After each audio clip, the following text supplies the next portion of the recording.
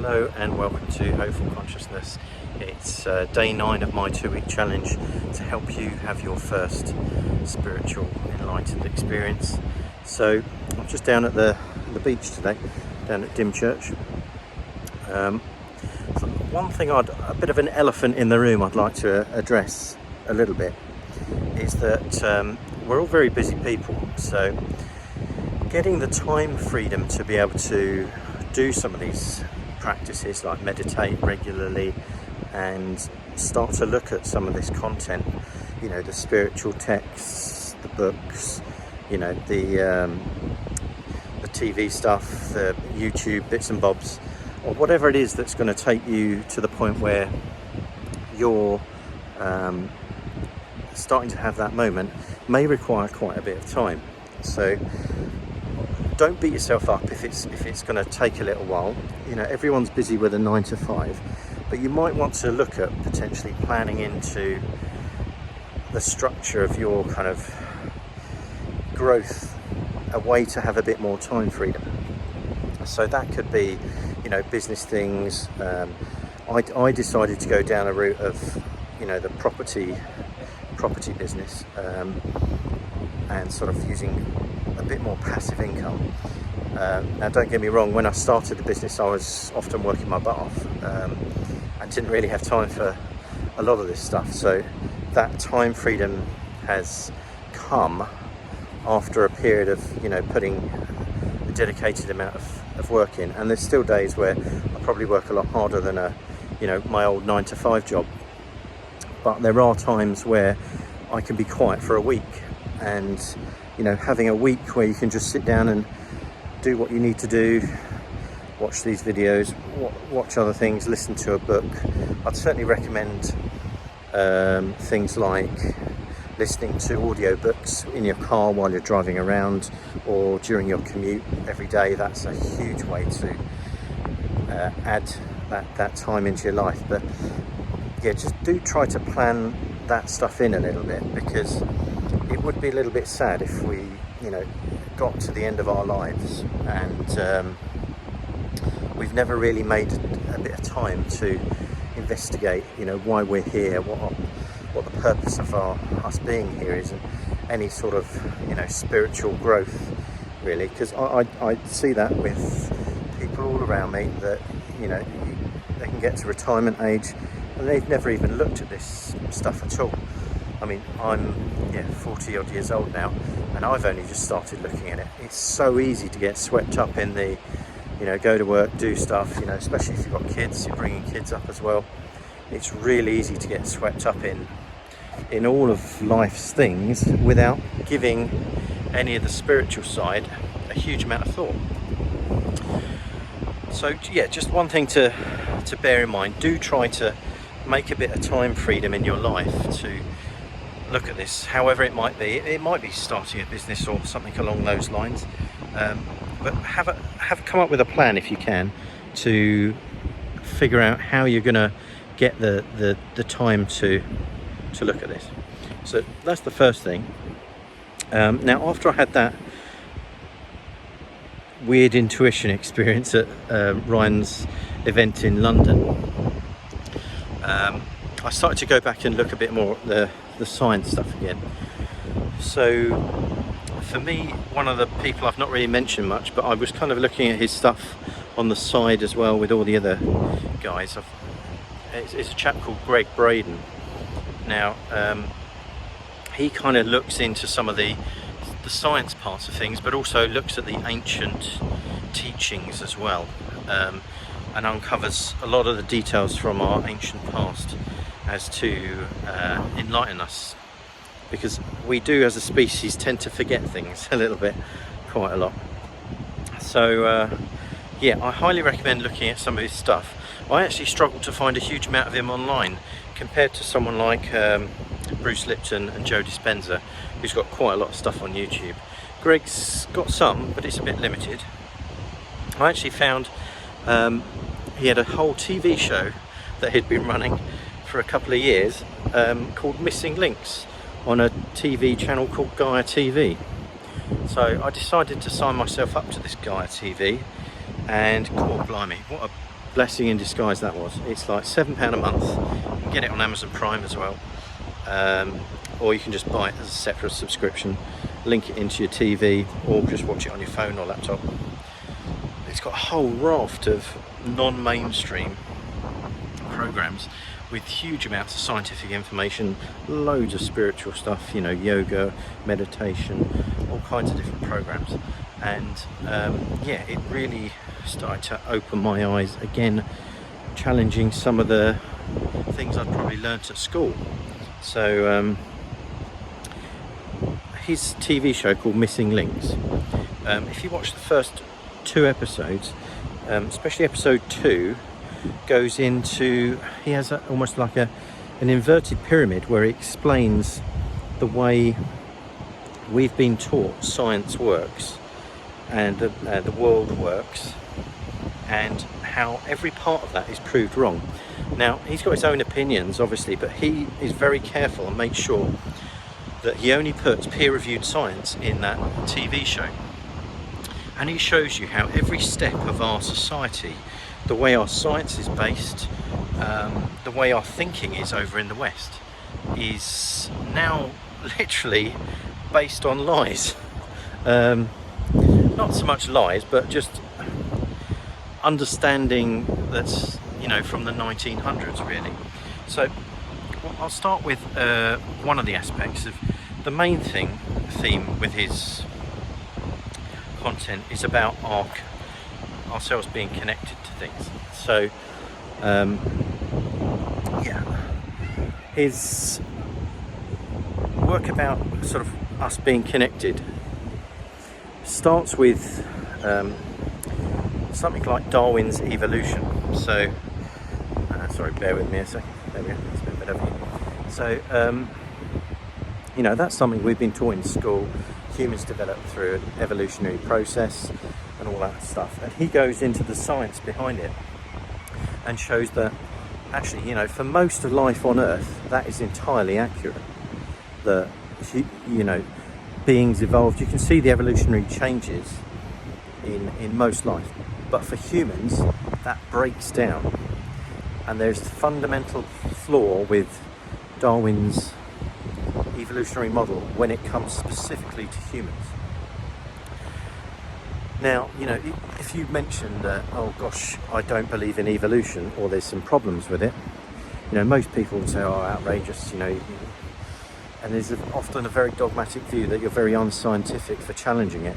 But if you actually look back, and he goes into this, Darwin was more than happy for his theory to be wrong. You know, a lot of the time the scientists that come up with these theories, there's a lot of challenge to them at the time, and they're quite happy for their theory to be proved wrong. If something else can be proved in its place, then absolutely. So one of the key things that Greg talks about is how our genome has basically, it looks like it's had evidence of some outside interference with it. Now, the reason he talks about that is we cannot find a missing link, hence why he calls the show that, between us and any of the ape species. They're still trying to find this elusive you know, evolutionary step between sort of modern human and the apes. And people go, well, look at Neanderthals. Now, they've looked at Neanderthals, Cro-Magnons, things like that. They've now got DNA samples, and they've tested those, and they found they are completely unrelated to modern humans.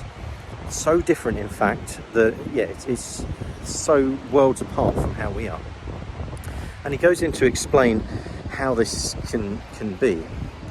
Basically, what it looks like, apes had 2 of their sort of chromosomes merged into one in a human, where the telomeres, which are the sort of the tips at the end of the chromosomes, they've kind of merged together, removed the telomeres for a start, merged the 2 together. But obviously you can't just merge 2 chromosomes together without there being some massive issues, because you've got tons of duplicate genetic material.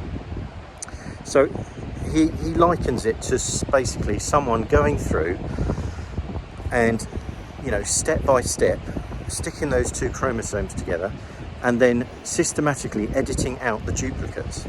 And he said it is that much of a sort of intelligent design of how we've evolved in this way. And that's a lot of it's to do with the way the brain is sort of built and constructed. So whatever tampering this, or how it's happened, we've still got no clue to that one. I mean, there's some theories, but there's no scientific evidence to prove it as of yet.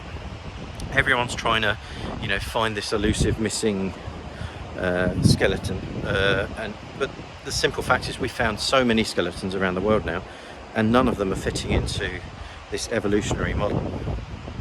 He then goes on to different things in nature, how it shows that there's an intelligent design behind it all.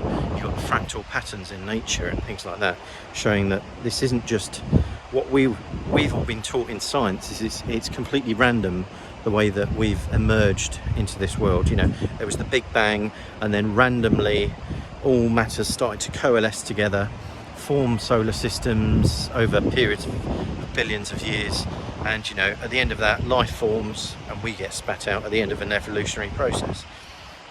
And he goes through sort of step by step, showing you how that's not actually, you know, entirely accurate, and everything we're seeing in nature shows to some sort of intelligent design. Then he also goes on to aspects of how he does this specifically in the first episode, about how things are cyclic, and whereas we always thought time is sort of linear and there's no repeating patterns and things like that, he shows how there is patterns in nature and things. You can see that from some of the ice records, and how it goes into, we actually run these different solar cycles, and he talks a lot about global warming, about how a lot of that is actually down to the the solar cycles, rather than what we think of, you know, our pollution. Now, don't get me wrong, we're certainly polluting the environment, and things like that, but there's such a common myth about CO2, that CO2 creates the greenhouse effect and makes things hotter. They found from the ice records the spike in heat comes before the CO2 emission. You know, this is, you know, you're told this in school, you know, the environment's getting hotter because CO2's in the atmosphere creating a greenhouse effect, and it's like, no, actually, if you look at the actual data, the heat comes before the CO2, and you can see that, you know, the heat heats certain things up and releases CO2 into the environment. So it's more to do with different cycles in nature. He then goes on to things about how things are connected in nature as well. The whole model of, you know, evolution with survival of the fittest turns out to be false. It's actually more like a sort of cooperation between species and things like that. And there's so many examples of that in nature. Now, don't get me wrong, that's not saying there isn't competition, but it isn't this ruthless survival of the fittest, them or us kind of nature. And even famous scientists are quoted as talking about something called an ether field as well, which is some underlying, almost like, connection between everything in the universe. Einstein's quoted as saying it. Some of the other famous physicists from that era were quoted as sort of saying the existence of an ether field is pretty much a certainty. But they ran an experiment back near the 1900s, late 1800s, I think, to actually test the existence of this ether field, this field that connects everything together. And they found that at the time the experiment basically failed. Obviously they're using 1800s kind of equipment there, and while the experiment itself sort of showed that there was no ether field, that's what basically modern science has then been based on. This whole idea that we're separate from everything around us. You know, we're separate, we're apart from nature, we're not linked to it intrinsically underneath all the sort of underlying fabric of everything. Now, what you won't hear is in 1986 the US military basically reran that experiment with modern sensitive equipment, and it came up with the exact opposite result. They found there is an ether field that connects, or a field, they called it an ether field at the time, that connects everything together. But you know, that should have been headline news throughout the world, but it wasn't. Everything carried on with this separatist, you know, separation view of the world and how things are. So there's so many things that, you know, the way that we think the world is just being proved completely incorrect. And it just, again, it blew me away, to be honest. I started watching his entire series all the way through, and it just absolutely blew my mind with some of the findings that it's happening. Things like, you know, out of place technology. You know, for the most part, most of our history starts probably about 2,000 years ago. Going back to about 5,000 years is probably what we're mostly taught at school and things like that. He just goes and says there's so much more beyond that you can't even believe. There's so many. They found artifacts that are 1 million years old, carbon dated, and they look like electronic circuitry. And you're like, well, how on earth is that on the planet? You know, things like that. They've got accounts in things like the Bhagavad Gita of this great war and where it took place, and of descriptions of like a steel arrow flying through the air, and then basically a description of a mushroom cloud from a nuclear weapon. And you're thinking, well, hang on a second, you know, this is ancient past, you know, tens of thousands of years ago. Nuclear weapons, what on earth? And so they've gone to the sites where they've found this, and you know, it's only in modern times that we understand what a nuclear weapon is and what a mushroom cloud is, that you can start to understand some of the things that they've actually put in some of these texts now. But they went to the sites where, and they found entire, you know, villages that have basically been exposed to a flash heat. People have been kind of in motions of flight, so they're like running from something and just instantly killed. The whole area is highly radioactive. They found, you know, crystals inside some of the stone is actually, some of the stone parts inside of it are turned to almost like a crystal because it's been flash melted. And you're just like, hang on a second, this is not the history we're taught. This is, you know, nuclear weapons thousands of years ago. Now, this is all stuff that he's uncovering in ancient texts. Other people are uncovering it as well. So it's not just him, it's not just an isolated person. I've started to look at some of these texts in particular myself, and yeah, they just blow you away when you start to look into some of the stuff. But please do check that out. It's called Missing Links on Gaia TV. It's about £7 a month, I think. You can get a free trial of it. If you want to, feel free to send me a private message. I'm allowed to, they let you share out episodes as well, so I can share out an episode for 72 hours if you'd like to go and have a look at those as well, for free. So yeah, it just kind of stunned me, some of this stuff, all the stuff you're shown in school about, you know, we are the most technologically advanced point humans have ever been, and you're just like, well, are we? That's questionable if that some of this stuff's the case. And it really just shows that, has our society been built upon a lot of assumptions that are proving to be false? Yeah, fascinating stuff. So anyway, I shall see you again tomorrow for day 10, and I'll probably go into further aspects about the second event I went to, the experience I had from that, and some of the ancient texts and spiritual stuff that I gleaned from that second one of Ryan's events. So yes, from me here at the beach, have a lovely weekend. Cheers. Bye bye.